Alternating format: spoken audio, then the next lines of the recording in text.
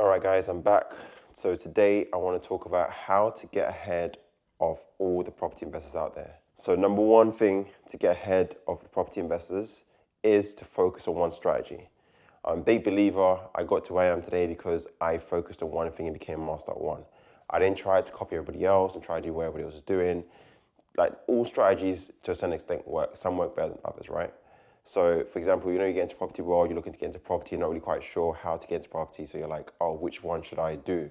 So you start looking at buy to let this week. Next week, you're looking at HMO. Next week, you're looking at deal sourcing. Next week, you're looking at commercial conversions. Like, there's so many different strategies out there that you can be doing.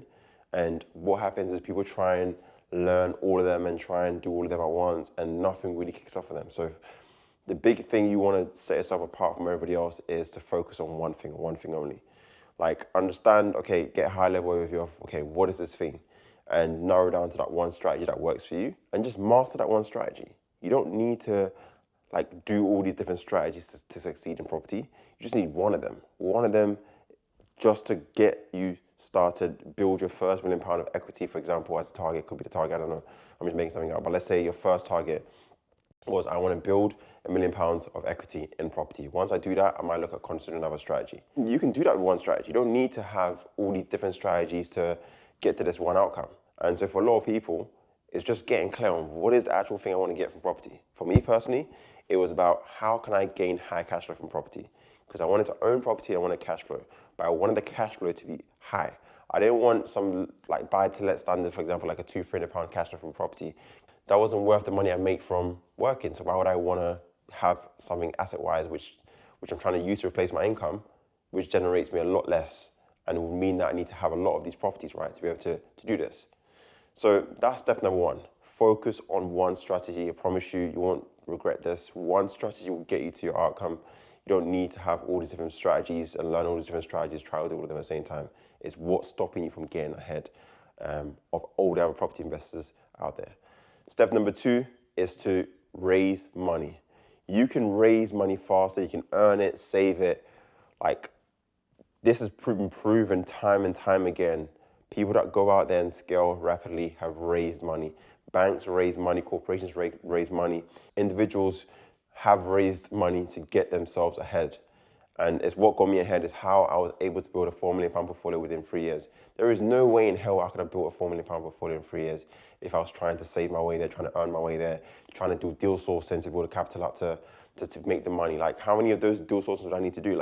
How good would I need to get into deal sourcing?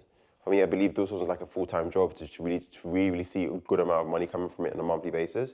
And if you're not ready to come that level of time into doing it, you are not going to see the results, unfortunately. So if you want to build serious wealth, you've got to look at how can I access capital? How can I provide value to individuals whereby I can access the capital they have and allow me to start acquiring assets and actually be in these assets where you start building your equity, start building your income from these assets, rather than trying to do these low-hanging fruits or like rent-to-rents, for example, believing that you can start acquiring property by doing rent-to-rents. I'm sorry, but it's unrealistic because it's going to take you forever to go and actually do something like that. So I need to start exploring other avenues such as raising capital from individuals. Well, if you don't know how to do that, you've got to learn the skill.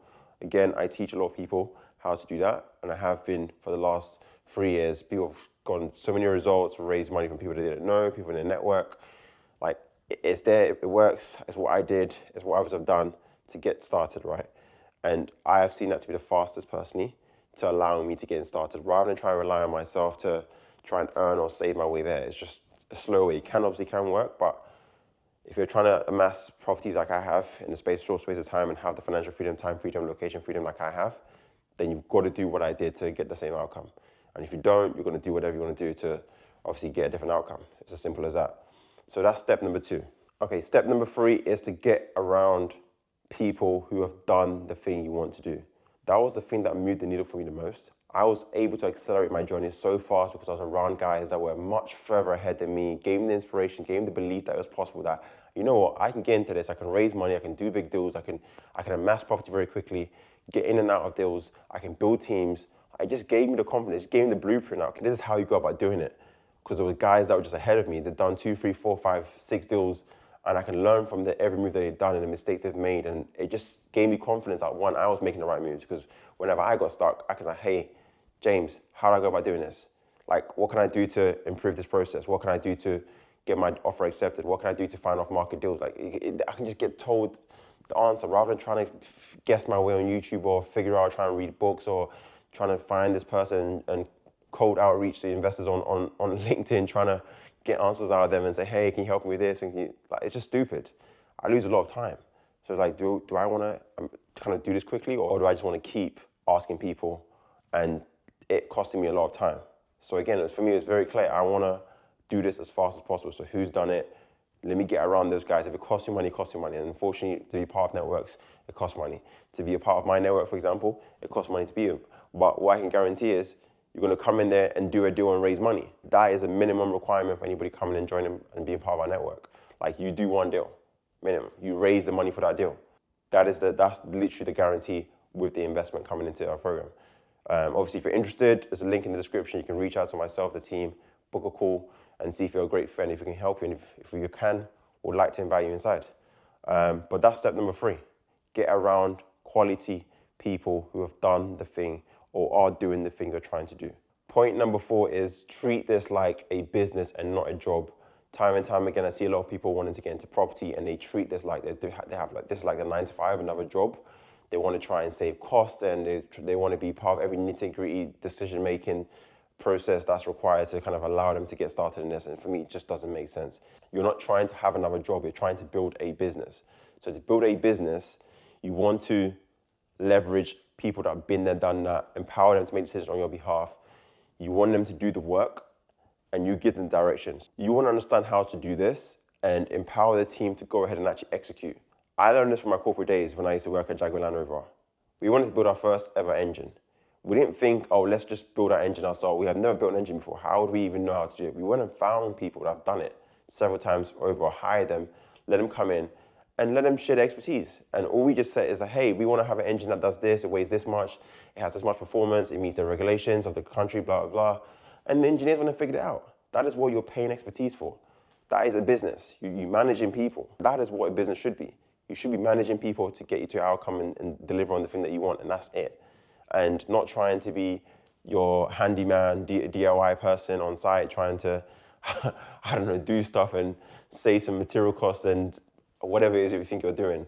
Even on the landlords, like some landlords want to get involved in every little maintenance bill that comes in. It's like, hey, look, you should be factoring a cost per month, per property for maintenance bills. You are in an asset potential that requires maintenance all the time. So it's like you can try and save your £50, save them because you've got a handyman that can do it for cheaper, or we can focus on finding more properties and acquiring more properties and increase your income, which is a much, much high value task to be doing versus trying to save and get a better quote from another contractor. It doesn't make sense, but you'd be surprised. Property investors, I don't really like to call them property investors, I call them landlords.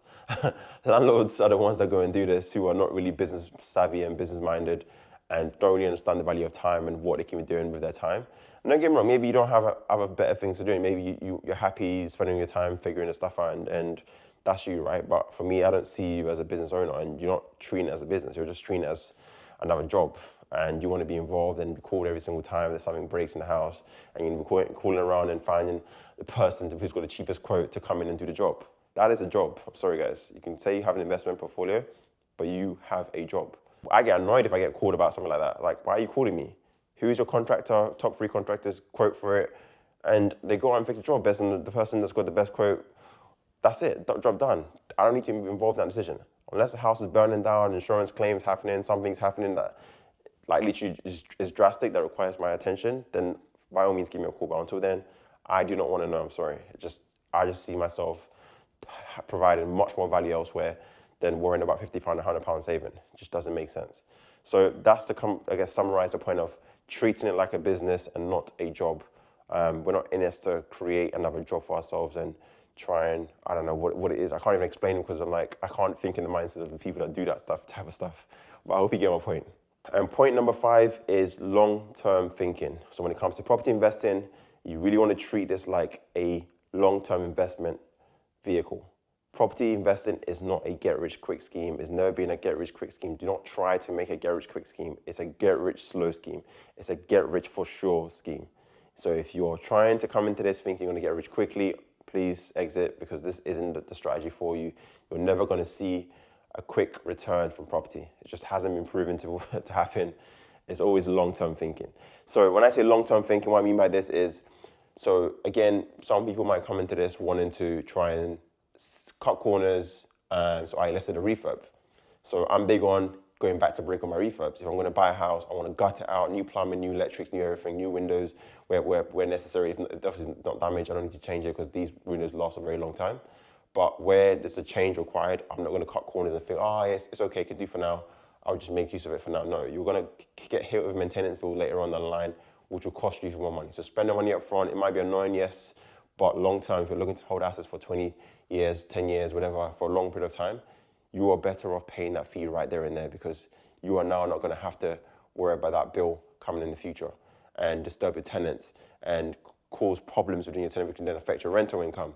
Tenants are getting pissed off, non-paying tenants, all that stuff. So these are all things you've got to think about when you're investing in the area, right? When you're selecting your area for investing in the area, you've got to think long-term, like how does this area look like in 10, 15 years time, 20 years time? Have I bought a street that's going to be capable of surviving the weather? If it's bad, great, like can it survive the storm? So location is super, super key. I do not compromise on location. That's the one thing I would even pay above the odds to get property on a better street because I know longevity of that street is greater than other streets. And I know if there's a storm, that street will be one that can weather the storm because it's a great street. It's right next to the station. It's always desirable. There's never a time where it will not be desirable. I can pivot strategies from what I currently do is BRR HMOs to, let's say, service accommodation to social housing, whatever different strategy I want to go into, I can pivot those properties to it. So location is something you've got to really look at and not compromise on. So look, guys, I know I babbled on quite a bit today, but I wanted to just share this in a bit different video. So let me know your thoughts on this video, but this is me breaking down how you can separate yourself from other investors out there. If you want to be the top 1% of property investors, you need to be thinking like this. You need to be doing these things I'm mentioning in this video.